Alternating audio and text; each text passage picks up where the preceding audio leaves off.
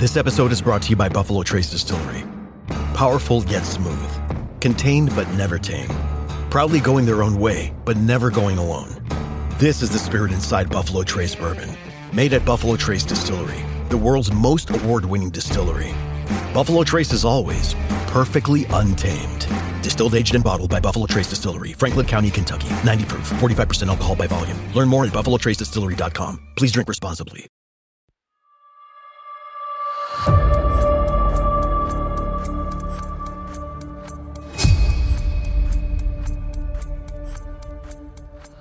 This is Fortune's Wheel, a podcast history of the late Middle Ages, and I'm Jonathan.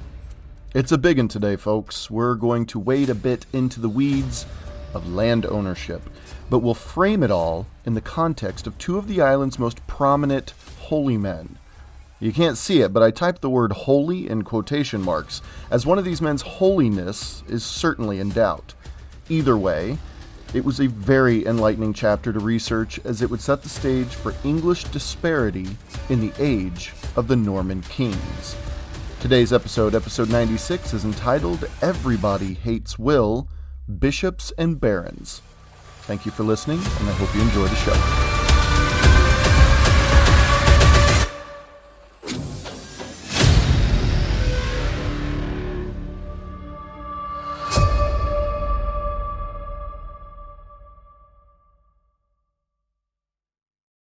This episode is brought to you by Hulu. Buckle up, everybody, because the Kardashians are back. That's right. A new season of The Kardashians is coming to Hulu on February 6th. I have been watching The Kardashians since I was a kid. Okay, I grew up with this family. Okay, I always want to know what they're doing. And in this new season, Kim is juggling multiple businesses and her blooming acting career. Khloe revisits old feelings, and the family members support one another through their personal journeys. And as always, it's full of fame, family, and fun. You won't want to miss it. The new season of The Kardashians is streaming February 6th on Hulu. As it turns out, Robert Curthose might have tied all the various threads across northern France together in one single conspiracy against his father, the mighty King William I of England. And though he was able to focus on his duchy after his son tried to take the castle in the heart of the Norman capital city, and then fled to his enemies, well, William heard news of things coming to a head back in England. Now, I bet your first reaction's probably the exact same as William's when he heard, which is to throw your hands up in the air and ask, what now? But I'll also bet that you were just as wrong as William. You're probably thinking of another rebellion. The problem, though, was that there literally weren't any more English nobility of high enough rank to lead a full-scale rebellion back in England. Waltheof lost his head, and he was the last big one on the island. Now, this news brought a different kind of drama to William's ears, and it concerned Bishop Odo of Bayeux, William's half-brother. Lanfranc, William's widely respected, inside and outside of England, mind you, Archbishop of Canterbury. Yeah, those two guys. While William dealt with Robert Curthose, there was quite the showdown between Archbishop Lanfranc and the Norman nobility blanketing the kingdom. Orderic Vitalis quotes a Norman monk sent to England named Guimond when he writes, quote, "Read the scriptures and see if there is any law to justify the forcible imposition on a people of God of a shepherd chosen from among its enemies. I deem all England to be the spoils of robbery, and shrink from it and its treasures as from consuming fire." It's almost the exact opposite in American history, it seems, of, the French sending, maybe they didn't send, but Alexis de Tocqueville came to America early on in its history and wrote, a pretty beaming report. It's almost the exact opposite when they sent the monk Guimond to write from a French perspective in England. It's just an interesting corollary there. Now, Mark Morris, in his book, The Norman Conquest, confirms that Guimond was actually a real person.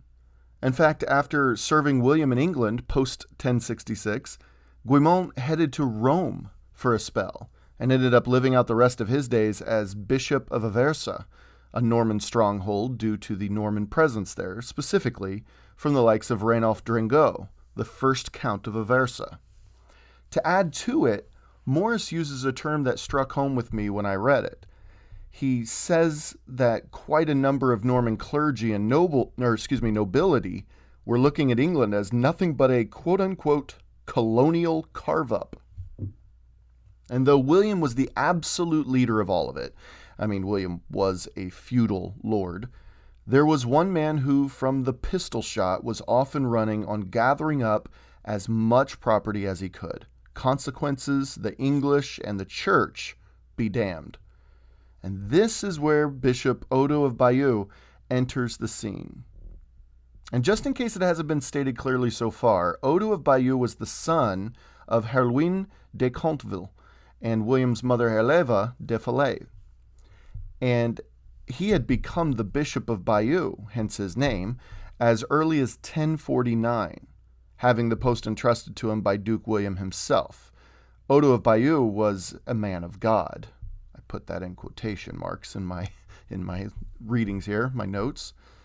Now, Odo is a prime example of the differences in the storytelling of the chroniclers.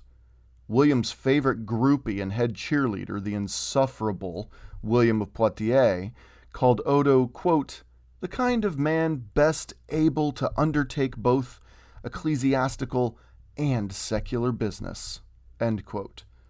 In the king's absence, from England, that is. However, Orderic saw him differently, as a man given to more quote-unquote worldly affairs than spiritual contemplation. So you see the differences there in how Odo of Bayeux was perceived. To begin with, since 1066, Odo, who had fought alongside William at Hastings, mind you, was entrusted equally with William Fitzosborne to run the affairs of the kingdom while William was across the Channel.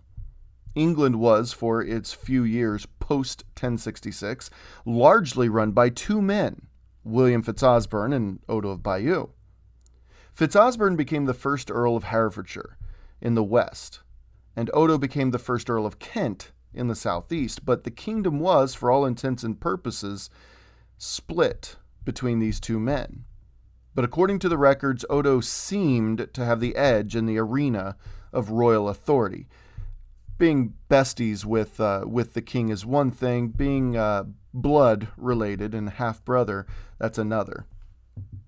The Anglo-Saxon chronicles recorded, quote, he was the foremost man, that is, Odo, he was the foremost man after the king, and was master of the land when the king was in Normandy, end quote. Orderic Vitalis follows this up with, quote, Odo had greater authority than all the earls and other magnates in the kingdom, end quote. And this is how Odo became less of a leader and more of a villain to the English. Orderic said the following of the king's half-brother. He says, quote, Odo was dreaded by Englishmen everywhere and able to dispense justice like a second king, end quote. Now, there was something we should know about Odo before continuing. He was never a monk. I'll repeat that. He was never a monk. He skipped the line completely, having been blessed by chance to be born the brother of the Duke. So, was he actually a man of God? It's understandable now why, throughout history, Bishop Odo of Bayeux seems to have had the proverbial asterisk by his name. There was nothing ecclesiastical about the man, really, which justifies Morris's own claim about Odo. He says, quote, a man of God, a man of the world, Odo was also clearly a man of war, end quote. Morris continues with an interesting piece of evidence. He says, quote, his own seal depicted him on one side as a bishop holding his crosier, but on the other side as a mounted warrior brandishing a sword, end quote. Morris refers to him as the bellicose bishop, I should add. To boot, Odo is depicted universally as having the single sign of a French warrior, the old mustache. Even the Bayeux Tapestry, commissioned with near certainty by Odo himself, shows him on horseback riding into the fray at Hastings. Once again, embarrassing himself, William of Poitiers described Odo as, quote, never taking up arms and never wishing to do so, end quote. Right. Good job there, William of Poitiers. Morris concedes the following about the bellicose bishop, though. He says, quote, whatever reservations others may have had about his behavior, Odo clearly had no problems with the dual nature of his role, end quote. To each their own, I suppose. Well, that is, until they begin pushing others down along the way.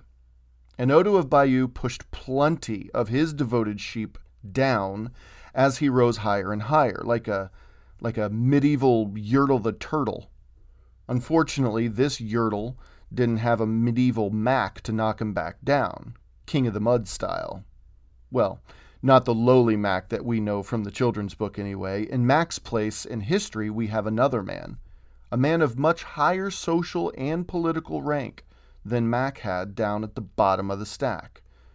And this is when Lanfranc enters the scene. Now, we know a little bit already about Archbishop Lanfranc of Canterbury, but we need to pull the whole story together up to the early to mid-1070s for good measure. Lanfranc of Bec, Lanfranc of Canterbury, Lanfranc of Pavia. Regardless of what people called him, this man was universally beloved and respected. His time as archbishop, in my estimation, could simply be described with one word: equilibrium. A tense one, certainly, but that would be his role in the English church after he took the Archbishopric of Canterbury at the orders of King William. However, before that, Lanfranc might have been pulling some strings for William leading up to the conquest of England itself, which is interesting. See, William and Lanfranc have an interesting relationship, and that's putting it very mildly. While prior of Bec, Lanfranc publicly sided, get this, with Pope Leo IX against the marriage between William and Matilda. So not a great way to enter into that friendship, I reckon. This was, 1049, 1050. However, by 1053, Lanfranc had come to Normandy and taken the post up after, for some reason lost to history, he had become an advocate for the union between William and Matilda. We'll never know why. In 1066, just before William's departure to England, it was Lanfranc who traveled to Rome and secured the papal banner for William, adding some of that good old-fashioned Catholic warmongering to the conquest. It worked out that Lanfranc knew well Pope Alexander II, who was in the office at that point, and this offered Lanfranc the opportunity to assume the inaugural role of abbot of St. Stephen's in Caen. Remember, this is the same St. Stephen's that would be commemorated 11 years later in 1077 and be the epicenter of the rift between William and Robert Curthose, his son. A year later, in 1067, everyone turned to Lanfranc to rise to the prominent position of Bishop of Rouen, the head of the church in Normandy, when it was suddenly in need of one. But he was either too humble to accept such a title, or he was holding out for something bigger, something he saw opening up on the horizon. Just be a little more patient. See, Archbishop Stigand of Canterbury, a universally despised character in ecclesiastic circles on the continent, well, he couldn't possibly last much longer under William, right? Lanfranc might have strategically been holding out for that position, a position that would afford him the opportunity to ensure that the English church, forever now a thorn in Rome's side for marching to the beat of its own drum, would at last fully fall into the fold of the Pope's purview. It took a few years for William to navigate things on the island to the point where he could safely replace the hated Englishman with one more to his liking. This most definitely had been in the works for a while. I say this because of the absolute lightning speed it took to not just depose Stigand, but also to contact Lanfranc back in Normandy, go through the proceedings of Lanfranc's public show of humility, that he couldn't possibly accept such a role, for the support to flood in for Lanfranc's ascension, and finally, for Lanfranc to accept the role as God's will and humbly travel to Rome to receive the pallium. Oh, and then travel back to England to be officially consecrated as Archbishop of Canterbury. Think about that. So, Stigand was stripped of his authority by papal legates during the Winchester Councils over Easter on April 11th, specifically led by Bishop Ermenfroy of Sion, and then arrested and imprisoned by William immediately afterwards. So that's April 11th. On August 15th, so April 11th to August 15th of 1070, he was officially no longer archbishop. April 11th to August 15th is a span of 126 days. That equates to 4 months, 6 days. Let's see. It would probably take at least a week to write up the official declaration and invitation to England and deliver it across the Channel to Caen. So what's that, 116 days left? It takes a solid week, I'd say, to make the preparations for a trip to Rome in those days, gathering the men for security, the equipment and food and weapons and horses. I don't know. Maybe I'm severely underestimating that time as well. But let's go with that. About a week. 109 days left. The good news was that it wasn't winter, but it would take maybe 2 weeks to travel to southern France, to the Alps. Now this would be, say, mid-May. And though Switzerland is certainly greening up and beautiful this time of year, I hear anyway, ranging between 60 degrees and the low 40 degrees, or 16 degrees to 6 degrees Celsius. When you climb to the higher altitudes and through some of those passes, the weather's still pretty wintry, difficult, and unpredictable, with chances of high snowfall or horrible winds or any of these late season sort of weather patterns. But let's say that Lanfranc, blessed with favorable weather the whole way, was able to travel from Normandy to Rome in a month and a week. So now we're down to 72 days before he becomes archbishop. At least 3 weeks, maybe a month spent in Rome, because when you went anywhere 1,000 years ago, it's not like you just call ahead an Airbnb and stay for 2 days before heading back, for work on Monday. I've ridden a horse a few times in my life, and the hour or two I spent on them, as amazing as those creatures are, was plenty for me. I can't imagine spending 10 hours a day on horseback for over a month. I can only think that you'd want to, kick your feet up and sit on a couch for a while after a journey from northern France to the middle of the Italian peninsula. So what are we at? 42 days and counting before he becomes archbishop way back north in England? Now you've got the same amount of time on the way back home to Caen from Rome. That's 5 days left. 5 days until history has you in Canterbury, England, with your pallium and officially becoming the archbishop there. I mean, as far as I know, I think it could happen, but that's like saying you left Rome, stopped only for gas, sleep, and, making water, only to stop by home to gather a few things before jumping on a horse for several hours to the coast. From there, you jump on a boat, pray the weather's fair, this is the Channel, and arriving in England the next morning. 3 days left? I mean, you got to be booking it. You got to be jetting. 3 days left, maybe? Yeah, we can do this. Okay, from, say, Pevensey, you have a horse waiting on you, well rested, and you hightail it across a quelled but still tense English countryside. Make no mistake, Lanfranc was very much a continental. You may have just 1 day left before you're able to lead services at the most influential see in the whole kingdom. Okay, admittedly, my time could be off a bit, but I don't think I'm too far off, and it just seems to me that William, having Lanfranc in his back pocket for about a decade at that point, wouldn't have said something like, hey buddy, how's it going? Prayers going well? Yeah? Well, that's great. That's really great. Listen. Oh, yeah, England? Yeah, England is awesome, right? Things are going so great right now. Yeah. Hey, speaking of Oh, Matilda? Yeah, she's doing all right. Robert's still a pain in the ass, but, well, kids, am I right? Speaking of England, Lanfranc, buddy, pal, I got a great opportunity for you.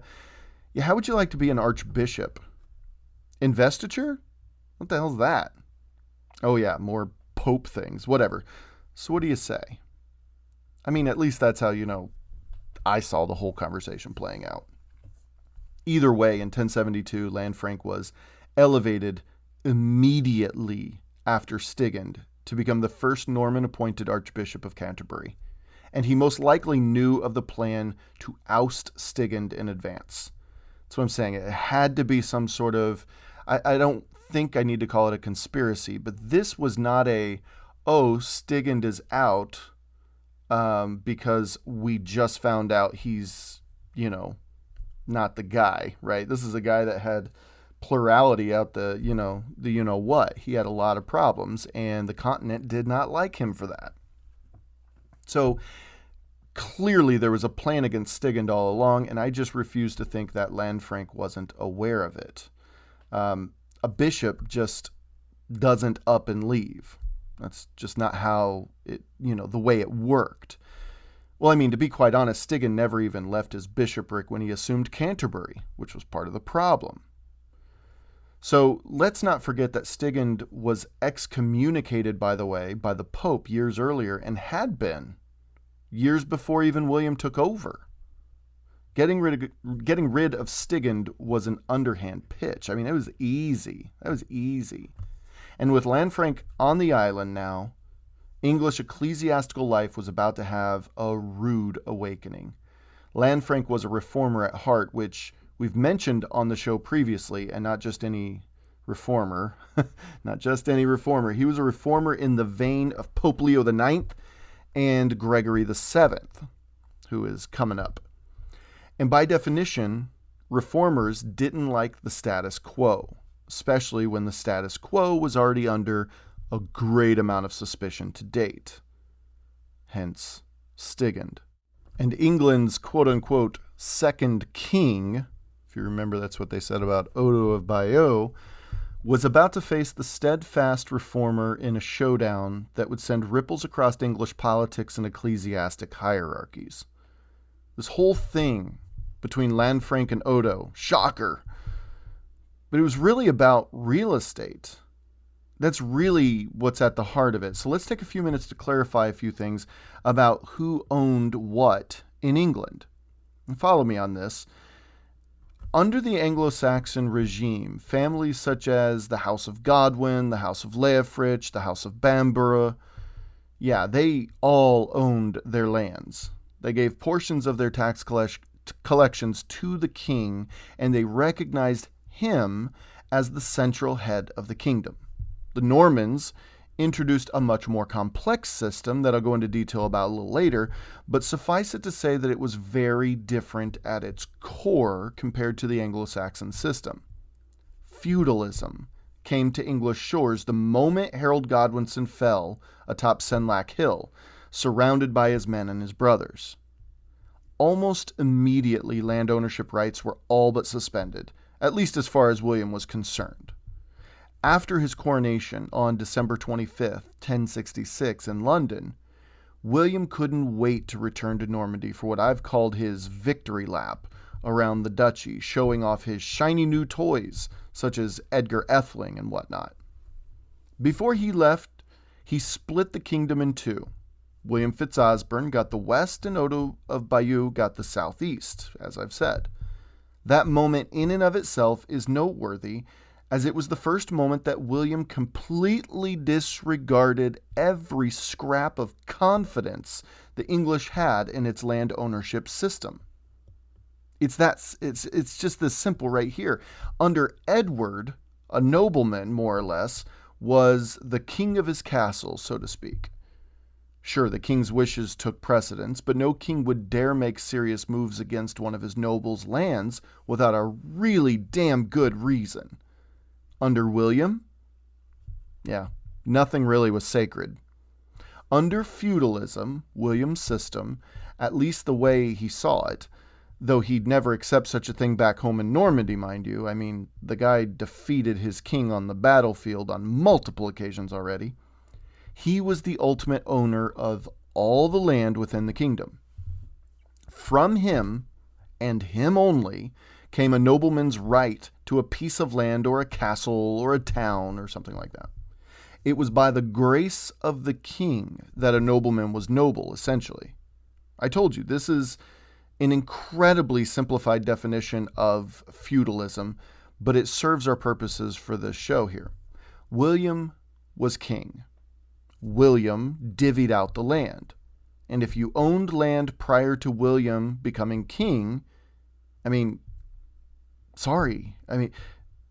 rules are now rewritten automatically. And I'm sorry you didn't have any say in that, but that's the way it is.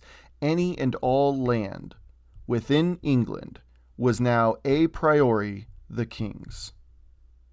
Now, with this in mind, as we know, William began parceling it all out. The first two and the biggest barons in the kingdom were, of course, William Fitzosborne and Bishop Odo of Bayeux. And when William returned from his victory lap around Normandy, the rest of England became fair game for his cronies. Now let's talk specifics for a moment.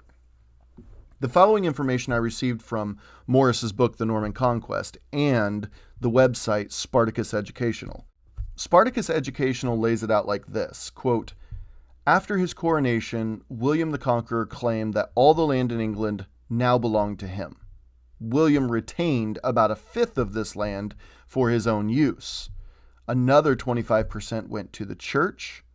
The rest were given to 170 tenants-in-chief.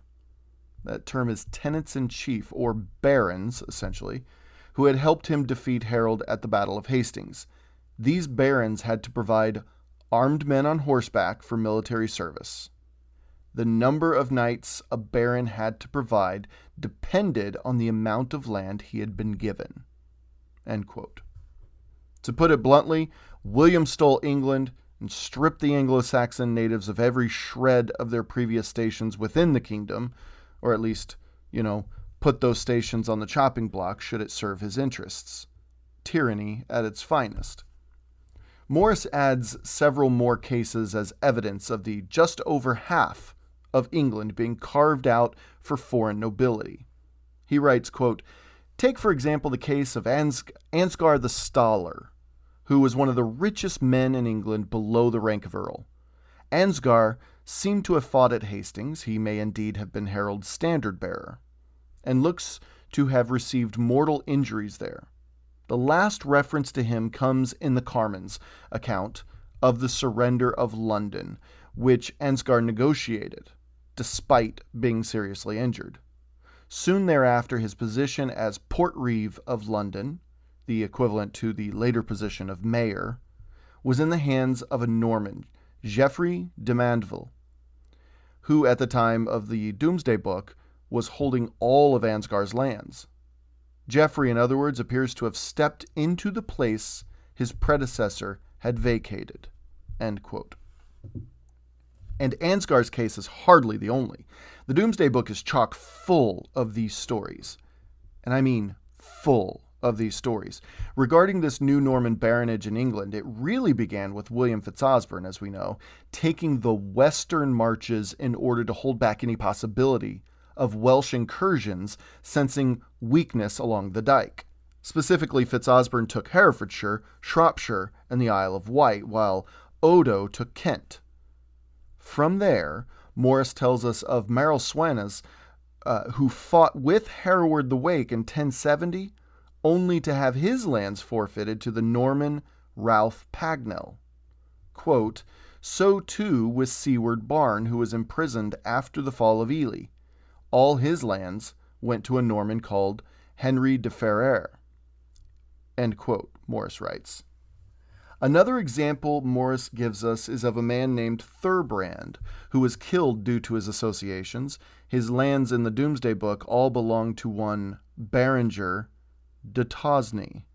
Yeah, remember the Tosneys? Yeah, they're still around.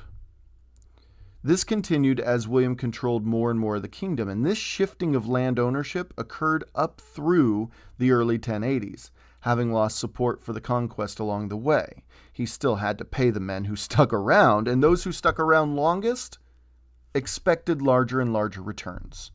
The only return William really had was England itself. So that's the baronage side of things, how they got the land. And I got to tell you, it's shady at best, but seen from the Norman perspective, well, the Normans were the victors and they could rewrite the rules how they saw fit. So it just depends on which way you're looking at it. But that is the baronage side of things. Now, the church side of things would seem like a simpler matter. However, the church's involvement in land ownership could be just as complicated. If you remember Hereward the Wake's uncle, Abbot Brand of Peterborough, Brand tried to maintain his deceased brothers', that is, Hereward's father's, land and approached William, personally actually, approached William about giving the land to Peterborough Abbey, which inexplicably threw William into a rage according to the account. We don't really know why that would send him into a rage, but maybe it was the way that Abbot Brand was approaching him. I'm just not sure. Now, Abbot Brand was treated considerably worse than anyone else in those early years concerning land ownership. William actually took land from the abbey in response, which was devastating for Peterborough Abbey. But why? Why should land be so important to an institution that dealt with higher purposes and the spiritual realm? Shouldn't worldly matters be a distant third to these? Well, I mean, no, not really. Despite what we feel about certain services in our society, money is what makes the gears turn and the doors open. Teachers are constantly shamed into things because, well, if we didn't do certain things regarding reports or other bureaucratic nonsense that has little, if anything, to do with the success of our students, then, well, obviously we just don't care enough about the kids, you know. That's what we're made to feel. I can see churches having the same pressure. The problem is, nothing is free. Nothing. Even your spiritual needs, when it comes to any organized faith system, requires certain resources. And when people are involved in providing said services, then there are non-negotiables that are involved in that. Land, shelter, food and water, clothing. Nothing's free. When you add the sacred and the holy into the mix, well, now you're getting a bit more expensive, but you're also adding physical immensity that should accurately express the spiritual immensity of what is spoken of inside. A church, a chapel, a cathedral. We get the same side on the educational side of things. It's a service industry. What actually is produced in churches and schools that is quantifiable? All of it is so subjective, and it's all so important, and some would say these are the two most essential services that are provided within a society. But if it's not producing anything quantifiable per se, then how do you put a price on it? That's just really the tug of war that happens. So again, a church, a chapel, a cathedral, we are impressionable creatures. And there's a reason why castles and cathedrals were the largest structures on the medieval landscape. There's a reason why today universities and goodness, even high schools now, in America anyway, are these grand, impressive structures. What humans create directly reflects their spiritual needs, their societal feels, you know? And in my opinion, cathedrals of any faith, man, they're some of the grandest expressions of spirituality people have ever produced. As Henry Ward Beecher once said, quote, "Of all man's works of art, a cathedral is greatest," end quote. For an outstanding look at the multi-generational task it was to create such a massive and grand structure, I highly encourage people to read if you haven't already. Goodness, it's been around for a couple decades, but it is phenomenal. to read Ken Follett's Kingsbridge Quartet, beginning with the Pillars of the Earth. Now back to churches and their needs, though. One highly effective way of controlling people is to impress them. Control their thoughts and you control their actions, essentially. But again, it all begins with land, which kind of ties us back into this episode. And if the king owns every square inch of land, then how might churches get its own land upon which to hold its services? What does the king get in return is the real question here. As we just established, I mean, if the king gives a tenant-in-chief, or what we call a baron, land, he knows that there's going to be some sort of revenue coming in. It could be in the form of food or other resources, but some sort of revenue coming in. But most importantly, you get men, right? You get men at arms when called upon. What can a church give the king? That's essentially what we're getting at here on why land is so important for churches. And if you think it's as simple as, well, it's a church, so the king shouldn't have a say, and, well, then I hate to break it to you, but that's just sadly wrong. Just ask yourself why churches here in the United States get tax breaks and whatnot. The government is always involved in land ownership. The land I claim to own, the land I, quote unquote, bought and built a house upon, yeah, the moment my local or state government wants to build a highway over it, it can easily be bought out. I can be pushed aside. It doesn't matter if I like it or not. That's the reality. It cuts deep. It cuts really deep, especially in a place like the United States where we pride ourselves on the core concept of private property. Private property is at the heart of it all here. And really in the Western world, I'm just speaking from the American side of things. I mean, from crimes against our bodies, all of those terrible things, to crimes against our possessions, philosophically, it always comes down to private property. But 1,000 years ago, King William I of England would have made you his court jester for saying such a thing, because such fantasies would have been absurdly hilarious. So what would have driven William to allow the church to have land? What could he possibly have been convinced of that he was willing to give up 25% of his total kingdom's land? Again, as I just said, with baronage, I'm just really trying to hit the point home, and I hope I'm not overdoing it.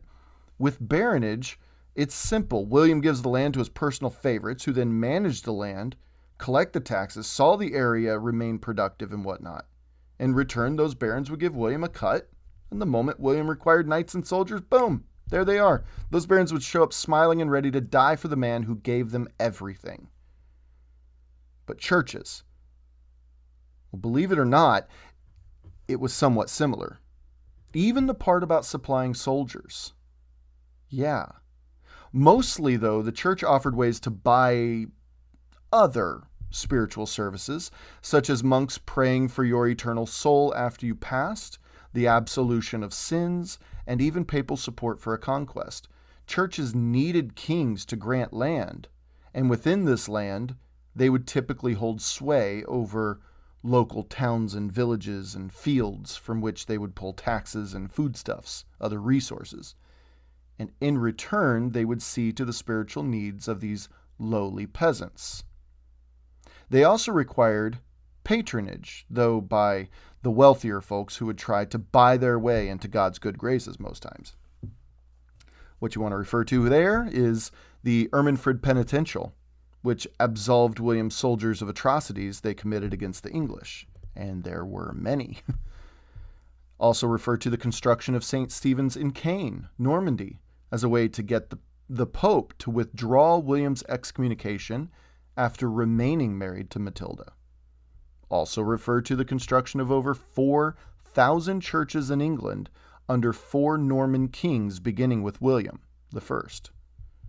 I could go on, but the point, I hope, is made when a wealthy and powerful person believes something, like their eternal soul is contingent upon other people's thoughts about them, and that those people control where he ends up when it dies, well, that wealthy and powerful individual will be willing to do whatever it takes to get those people on his or her side.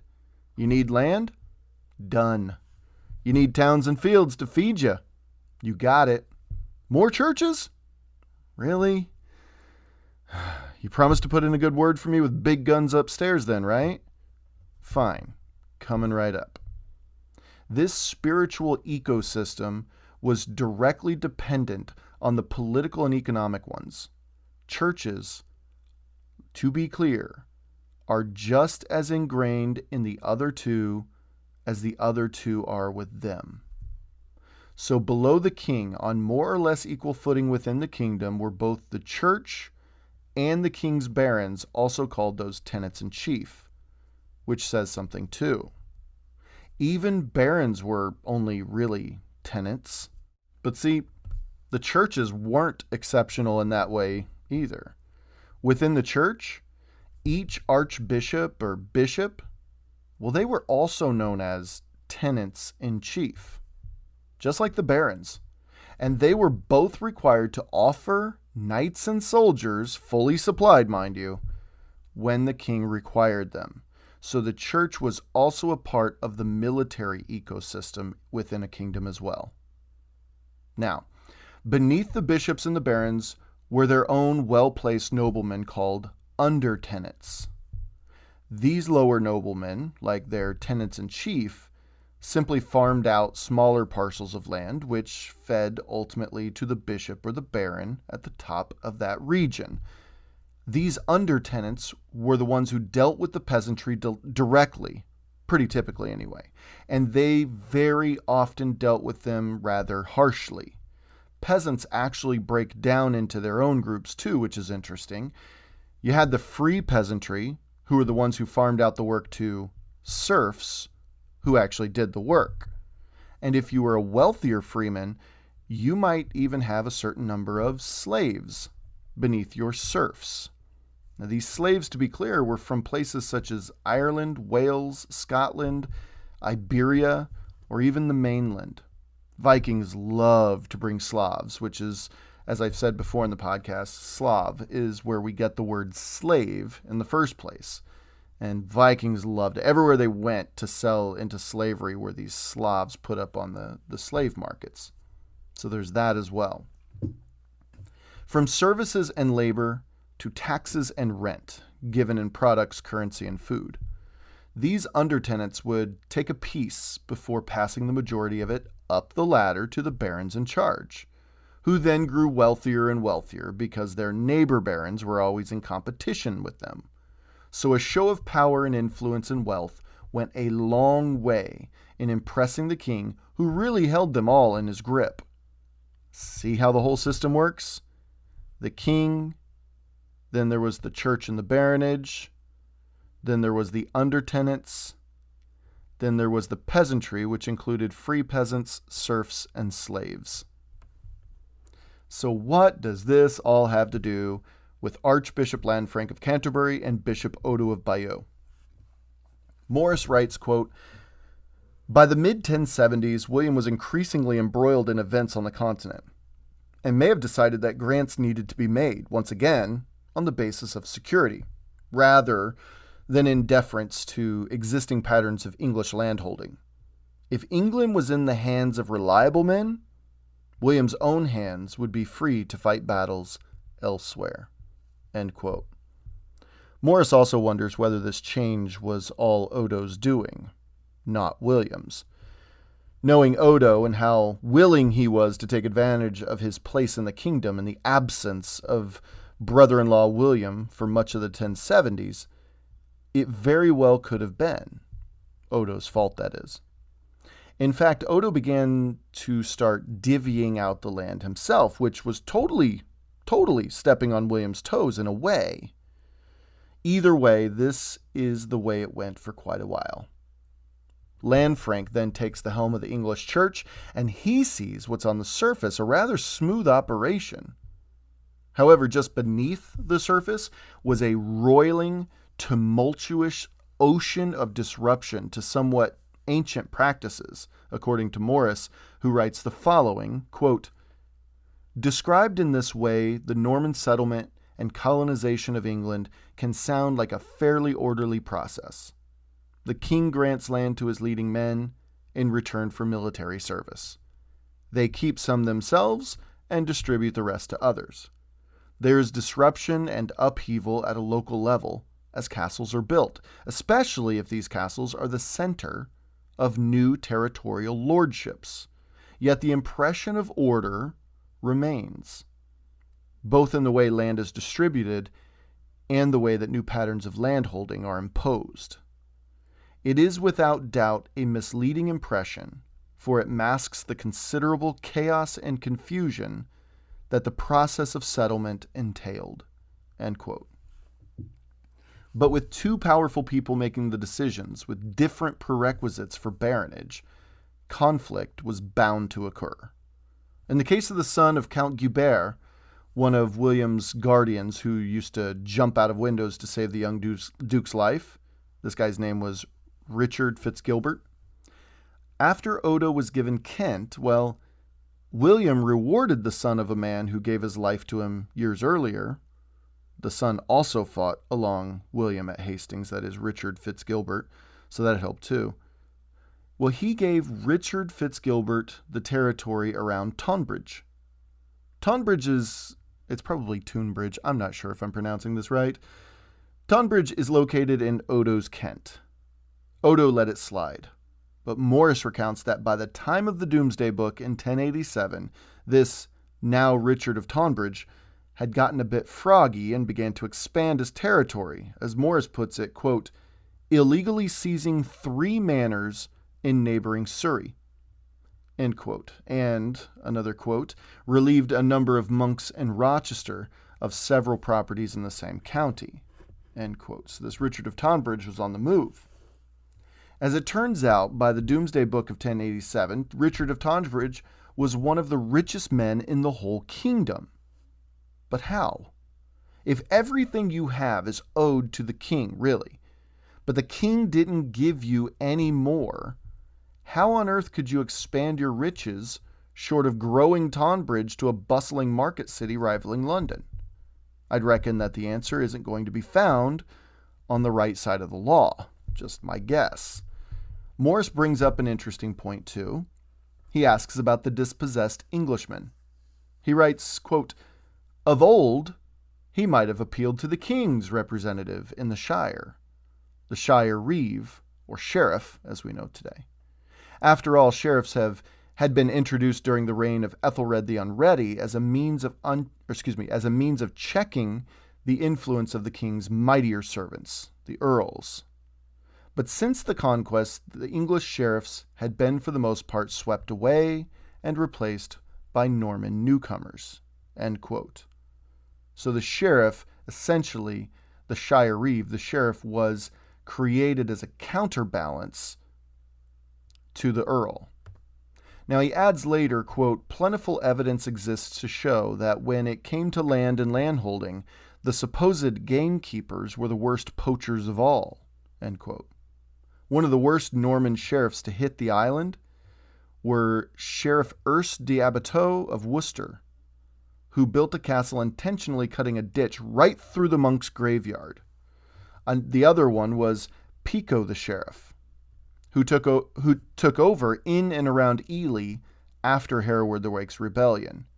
12th century monks, according to Morris, still referred to this Pico the sheriff, still referred to him as, quote, a hungry lion, a roving wolf, a crafty fox, a filthy pig, a shameless dog, end quote. By the year 1077, this practice had become so pernicious that William, back in Normandy dealing with his son's recent tantrum and siege of Rouen, wrote to his highest-ranking men in England to knock it off.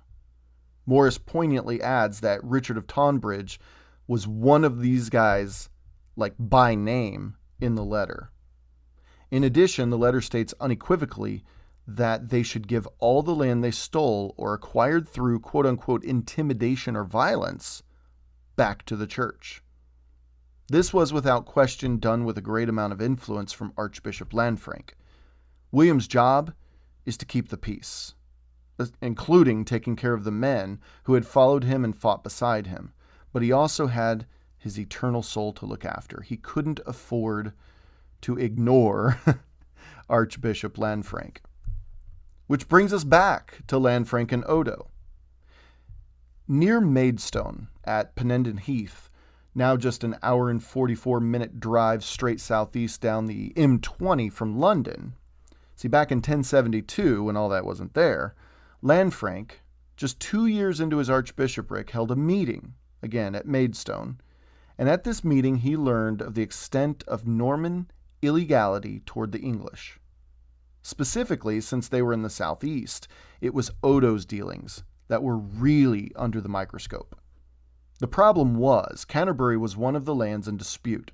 Stigand dealt with it, probably because he knew his own time was limited. But Lanfranc was handpicked by William. He had leverage, just like Bishop Odo of Bayeux. Morris writes, quote, "So numerous were the lands in dispute, we are told that the hearing went on for 3 days, by the end of which Canterbury's rights were vindicated." End quote. Now, great for Canterbury, of course, but other churches weren't so fortunate. Orderic Vitalis says, quote, "Holy monasteries had good cause to complain that Odo was doing them great harm, violently and unjustly robbing them of ancient endowments made by pious Englishmen." End quote. Evesham Abbey records Odo as both, quote unquote, a tyrant and a ravening wolf. Apparently, Odo's doings weren't forgotten, and the Doomsday Book is chock full of complaints against the king's half-brother. So back in Guimon's words, he says again, I deem all England to be the spoils of robbery. Well, by all accounts, England was ravaged in the 20 years that comprised its first Norman king's reign.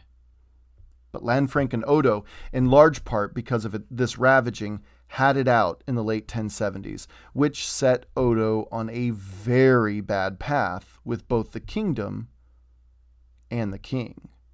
And here's the thing. The records don't indicate much except that Odo was put in his place, and all of the grievances the English and the English church had, including his stealing of property in and around Canterbury, all came to the light. Odo was exposed. The people he'd suppressed for the better part of 15 years now knew exactly the extent of the Norman bishop's crimes. But I think Odo could have gotten away with a lot more, a lot longer, had he not gone after Canterbury. I understand why he would have, considering Archbishop Stigand had no leg to stand on when it came to bringing up corruption charges, most notably against the king's brother-in-law, not to mention Odo was a member of a new foreign ruling class in England. So Odo felt he could drop William's name and get what he wanted on the island. However, the moment Lanfranc came to English shores, a continental bishop who already had close and respected connections to Rome, mind you, Odo should have been smarter than that, and he should have given those lands back to Canterbury immediately. Lanfranc was not someone to trifle with, and it's not even like it was a secret. Everybody knew who this Lanfranc guy was. It's like the biggest trade in the NFL, right? Or in world soccer. It's the biggest trade. You know what you're getting with Lanfranc long before he comes. He should have been smarter, in my opinion. This whole idea of Norman rule in England truly did fundamentally change the way the island kingdom worked. It cut as deep as the peasantry, though as a rule the peasantry certainly tried to stay out of it, barring them from being called up to serve some baron or another for military duty. Either way, who you pay your taxes and rent to directly affects how much taxes and rent you pay. And comparing these bigger ideas to our own world today, here's one lesson to think about. When it comes to power, once it's given, it's rarely, if ever, given back voluntarily. It's pretty poignant in recent years. Lanfranc went the distance, heard the complaints against Odo, compiled the argument against the wayward, greedy bishop, and then brought them to the king, who issued a statement requiring Odo to return lands taken from the church and given back to the church. It wasn't a complete justice given across Odo's English land holdings, but it was a major step in forcing the powerful Earl to relinquish what he'd stolen, and I think more than that, it set a precedent. And this was the beginning of the end for Bishop Odo of Bayeux. Keep an eye out for Odo's story as we jump back into Robert Curthose's rebellion against William. But I want to leave you with a question to ponder here. Why would a bishop seek and usurp so much land and wealth? To what end would he ever need it all? Just put a pin in that one for now, yeah? On the next episode, William crosses the dike. Until next time.